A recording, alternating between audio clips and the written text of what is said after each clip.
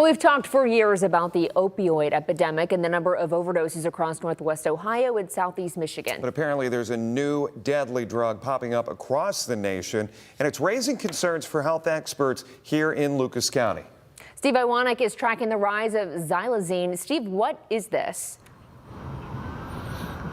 Yeah, guys, so xylazine is something that you would typically find inside a veterinarian's office. But in recent years, it's a drug that's now starting to pop up in the streets. And as one person told me earlier today, it's becoming a crisis. Would you consider xylazine a national crisis? Yes. A large animal sedative, now a problem for humans.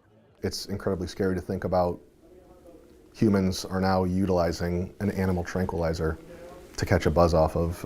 Xylazine is something Matt Bell, the founder of Team Recovery, an addiction treatment center in West Toledo, has seen up close. 9 months back, he visited a suburb of Philadelphia, where he says xylazine has taken over the streets.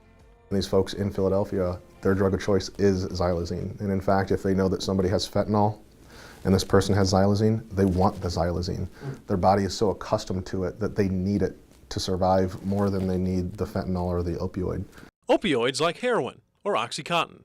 And while they lead to overdoses, Narcan can reverse the effects. For humans who OD on xylazine, there's no treatment, as the drug is resistant to Narcan.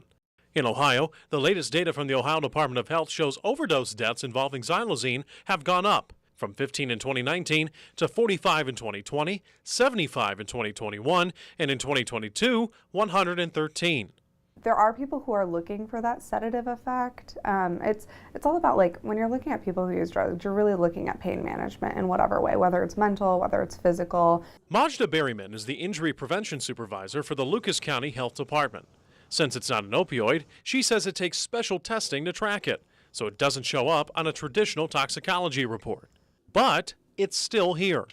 Xylazine's been in about 10% of our drugs, so we know that it's here. And the coroner was able to detect it in just a couple fatal overdoses last year, I think less than 4. It's a drug that the CDC says can cause side effects such as ulcers, skin lesions, and severe withdrawal. However, death is not a guarantee. Berryman says it depends on individuals and how much one may ingest. But Bell says we need to try and control it before it's too late. I'm scared for my kids. I'm scared for our future generations. I really am, because this is something, I don't think we've ever seen anything like this before. And I thought the opioid crisis was bad. If this gets out of control, it's going to be tragic. Now, if you see someone experiencing a drug overdose, you are encouraged to give them Narcan, as that will get them to a state, help them get to a state, I should say, where they can be treated by medical personnel properly. If you are in need of any sort of substance addiction help, you are encouraged to go to the links on our website for the story, WTOL.com. Reporting in downtown Toledo, Steve Iwanek, WTOL 11.